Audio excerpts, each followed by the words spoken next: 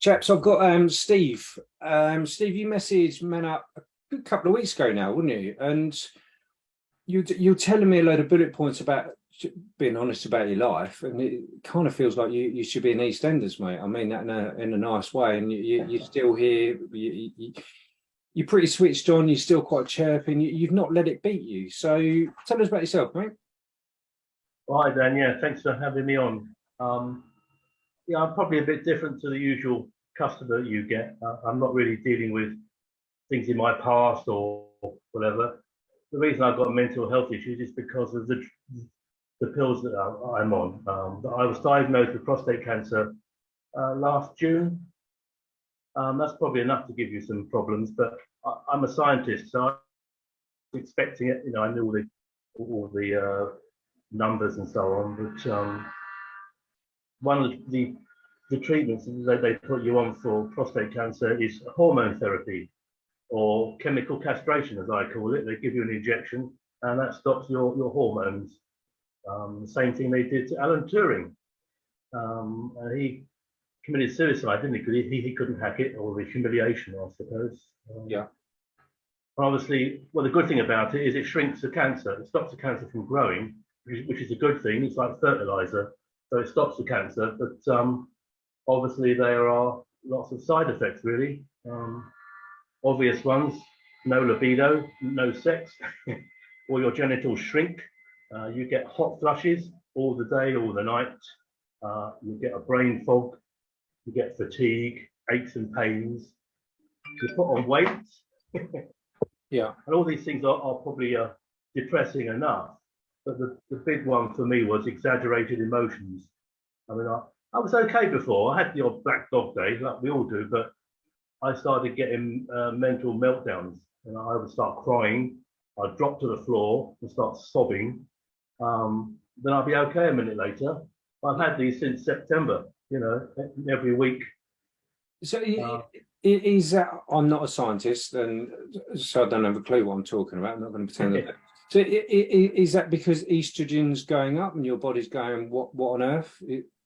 Well, yeah, I mean, you know, I've had hormones for 50 years, really. As soon as you reach puberty, you get this testosterone, and it does all the usual blokey things. Yeah. When they're taken away, your body, in a way, starts to become more feminine. You know, you even get some moods. You know, you're like preparing for pregnancy, so you put on fat around your waist. You know, but yeah, it's a funny old thing. But most blokes have some of these, and I must say at the start that, you know, I don't want to put people off hormone therapy. A lot of blokes are different. I know loads of people who get no mental problems at all. Yeah. But they've got aches and pains, or they're always tired. So every bloke's different. But for me, the exaggerated emotions was just far too much. You know, I even had a few suicidal episodes. So, you know, you can do that, you know. Yeah, no, absolutely. It sounds horrific. I don't want to trigger you or anything like that, so I apologise. But it sounds horrific. And in my head, I'm like, how are you in this video quite openly talk? How have you got to this stage where you want to educate people, and you haven't let it beat you? You're living with rather than suffer from. That's just the impression I get from you. And well done too. Yeah. Well, occasionally, you know, the seriousness of having cancer does come to the surface. But, you know, I knew back in February when I had a blood test and the PSA was 28. I knew then that was 90% chance of locally advanced prostate cancer. So there was no shock. But even so, every now and then you realise this is serious, you know. I've had 4 weeks of radiotherapy in February, and that was a doddle. On my blog was a video of me being zapped. I put that on there to show blokes it's easy. The radiotherapy is painless, it's quick. Yeah. You get a few side effects, but about a month later, they've all gone, and hopefully you're cured. I could be, on paper, cured, so that's good. Yeah. Do you just quick? Obviously, we don't normally allow plugging or whatever else. But what's your website? Because there are people watching this. Yeah. Absolutely. I have had a read through that, and it's nice to. It feels weird to say it's nice to hear through your perspective, if that makes sense. Because obviously, yeah, it's not a very nice story, but I say everyone's different. They won't experience the same thing, but hopefully it's there as a bit of education. You know, yeah. Yeah. So I'm not going to let the question go though. But how have you? I have been told I'm not the Jeremy Paxman of mental health. But how have you got to this stage where you're laughing? Because I'm putting my hands up. I don't think I could. But you don't have any. No, no. I mean, I do. I've kept in touch with quite a few people in my area. I'm in Wales, and also online. I say everyone's different. I've got a friend. He was rushed into hospital because he had pains, and when they did a quick study, they found it wasn't anything to do with his legs or bladder. It was prostate cancer, and it was T4, which means it's gone everywhere. And you can't cure that. You can put him on hormone therapy for life. Yeah. He might live another couple of years, but you know that's quite awful. But most men, you see, if they get tested early, it's fixable. It's totally curable. Why am I happy? I'm not actually happy. I had a few tears yesterday. I still get tearful moments. I've come off the hormone therapy early. I should have been on for 3 years, maybe 18 months, but it's stupid carrying on with the treatment if you're going to end your own life because of it. So I said no more, and they were happy with that. I've done 8 months, and that should be maybe all right. So I've still, even though it was 3 months ago, I stopped. The boys haven't started making the hormones yet. It could take 6 months, could take a year to get the hormones back. So meanwhile, you know, I've still got all the side effects. I've still got all the weights and the meltdowns. But I'm looking to the future. You know, I'm looking, you know, a few months' time, 6 months' time, I could be, you know, back to a normal really. I was on antidepressants, but they didn't work 100%, and they made me fat and lazy. Yeah. Then I got COVID, so I wasn't exercising, so I got fatter, you know. So all those things keep making me fatter, so I just said stop. I had some counselling. You can get free counselling from Matt Millen. I think you get 6 free sessions. And they were good. I can recommend guys, you know, if you can get counselling from anywhere, have a go, because although it wasn't designed for me, it was designed for people with issues, the actual chatting with the bloke was fantastic. A whole hour, just me and him, you know, it was very helpful. Because their therapists are people who have been through the wars themselves and come out the other side, aren't they? Or am I incorrect on that? They're just trained. They're just trained. And he helped me to avoid the sitting on the sofa, I call it. You know, that might not be literal, but you know, on your own, with your thoughts, you start to ruminate, and you go around the same old loop, and you start to sink down, and then you get the tears and a full-blown meltdown. So he helped me to avoid the sitting on the sofa, keep busy, try and achieve things each day, and get physical. I bought a cross trainer, so I do that every day. I follow a guy on iFit. He's actually in a worse state than me. He had lymphoma, and you know, he was a marathon runner. Now he ain't. But I know I'm on this thing every day, following him, and he's got very inspirational words about each day is a miracle, and you take a grateful breath. You know, so I'm humbled by him. And of course, physical exercise is great for depression, and it's better for you to keep fit as well. You know. That's the thing. It's amazing what just a good old-fashioned walk. Yeah, walking. Got a dog. And my wife's great. You know, she gives me a hug in the mornings, and if I'm looking a bit sort of, you know, get a hug. You know, I've got a bloke in the village who's my best mate, Mark, and he's great at that. He said, "Well, just phone me up, just come round.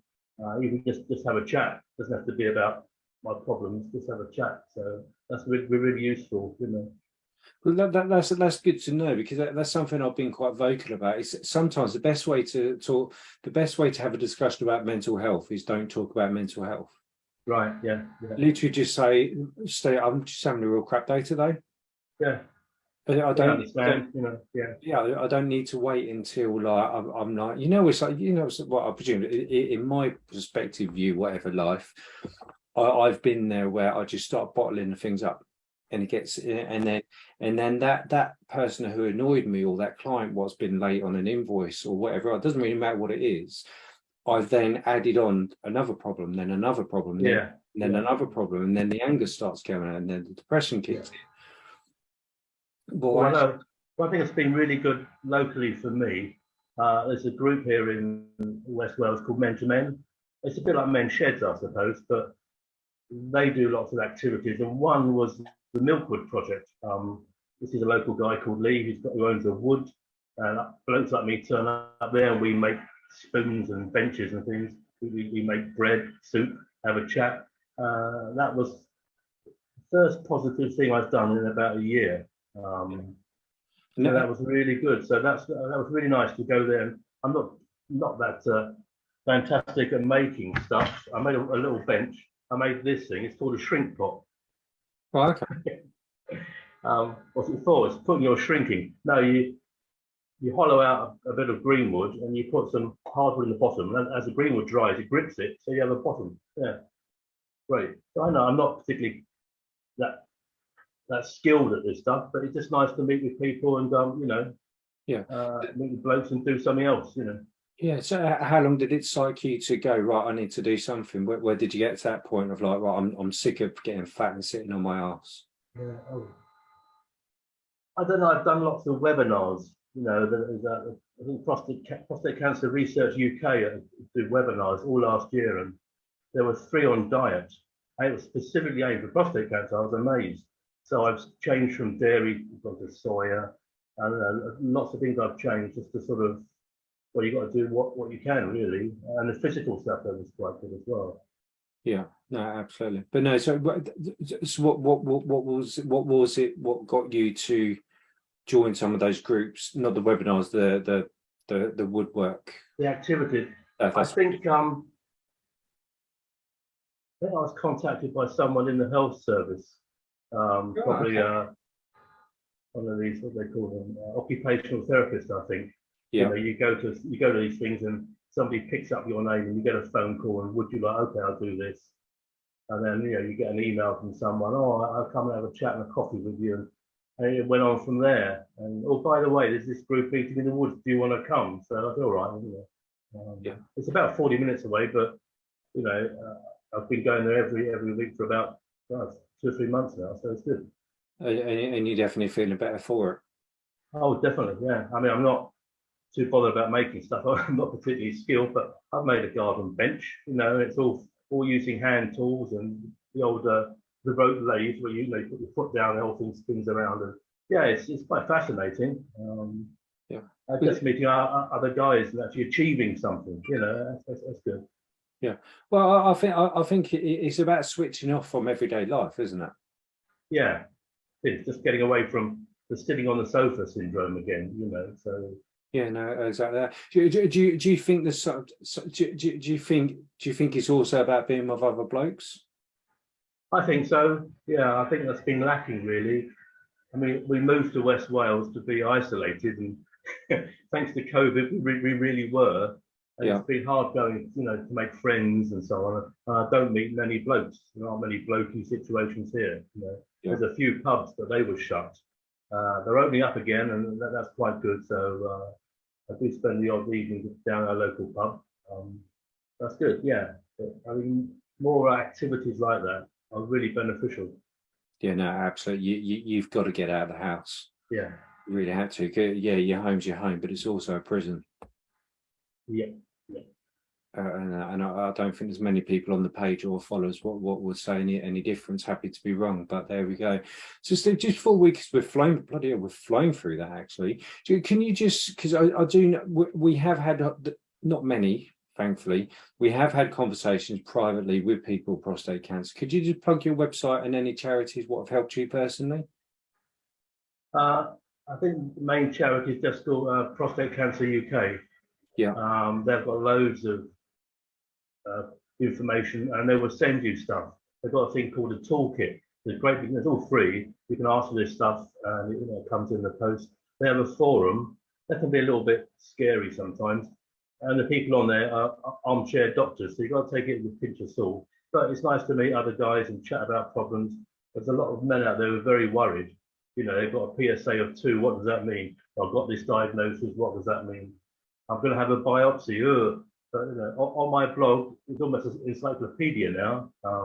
There's a lovely YouTube video of a man having a biopsy. It's not something you watch having your dinner, where they stick something up your bum and they fire a gun through your rectum into the prostate. I had 17 of those. I thought they just put their finger up your ass. Well, that's just the very first thing. All that tells them is, well, doesn't feel normal. That's about all they can tell. So then you go for a MRI scan, and that's pretty good. That will tell you pretty much you've got cancer or not.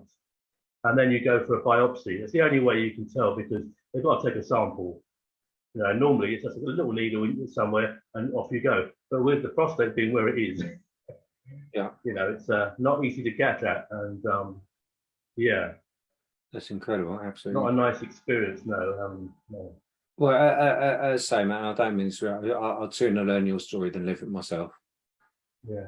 If Well, my- it's about 1 in 8 people, I think, you know, will be diagnosed with prostate cancer. And if you're over 40, I just say go and get tested. Just a simple blood test. It's not the finger up the bum. A simple blood test once a year.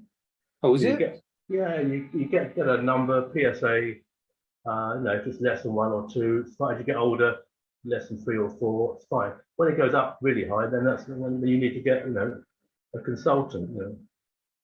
Oh, okay. I literally thought this is why conversations like this. I literally thought it's ring up the gatekeeper at the doctors and say, "Can someone put their finger up my bum?" Yeah. And I'm like, I'm all right actually. Okay, I didn't. No, I mean, they would do that if you know if you think there is a problem. And if you've got a friendly GP and they've done it thousands of times, that would be something they say, well, they'll do that. And that would be an indication. If it's nice, soft and squidgy, it's fine. If it's hard and lumpy, they might go, you know, and go and have a blood test. But it's a simple blood test. Take a bit of blood. A day or two later, you get the results. You know, depending on your age, what's good, what's normal, what's bad. Yeah. Mine was 28. A PSA at 28 is, you know, way off the chart, and you know, they said probably localized prostate cancer. That's what it was. So, you know. Oh, yeah. So just before we draw to a close, we always end our videos of like if somebody's watching this and they can relate or triggered whatever terminology you want to use. Well, what would you say to, I don't know, let's pretend, hopefully not, let's pretend somebody's watching this video and they're thinking they might have prostate cancer. What would you say to them? We'll have a look at my blog, but also see their GP. I mean, this is not new. GPs have been used to it. If they haven't got any symptoms, and unfortunately, prostate cancer rarely has symptoms. Right. So you know, I had a random blood test. You know, liver okay, this okay, PSA 28. What? You know, it was a shock to me. I wasn't expecting that out of the blue. Which is why I say, if you're over 50, over 40, once a year, just have a blood test. You know, just keep tabs on it. So there's loads of information out there. I mean, Prostate Cancer UK is a good charity. Prostate Cancer Research UK is another charity. They're running webinars now, actually, all about what is prostate cancer. I was on the board to review these. I got paid to actually review these. There's one tonight at 6 o'clock, but you can go back and look at old ones. Right. Okay. So at the very beginning, what is a prostate? You know, how to get it's all there, and yeah. Oh, okay. That's handy to know. But to be honest, the easiest thing is ring up a doctor, book a blood test. It really is that simple. Yeah, I think depends where you are. But if you're over 50, I think it's your kind of right. You can, you know, ask for it, and you shouldn't be refused. But even if you're over 40, you could probably ask. Right. Okay. There are young men in their 40s who've got this, you know. Yeah. No. Exactly that. Yeah. That was a good call, Steve. Yeah. Let me hit that record button. Bear me 1 second, which I can never find it because I shoot.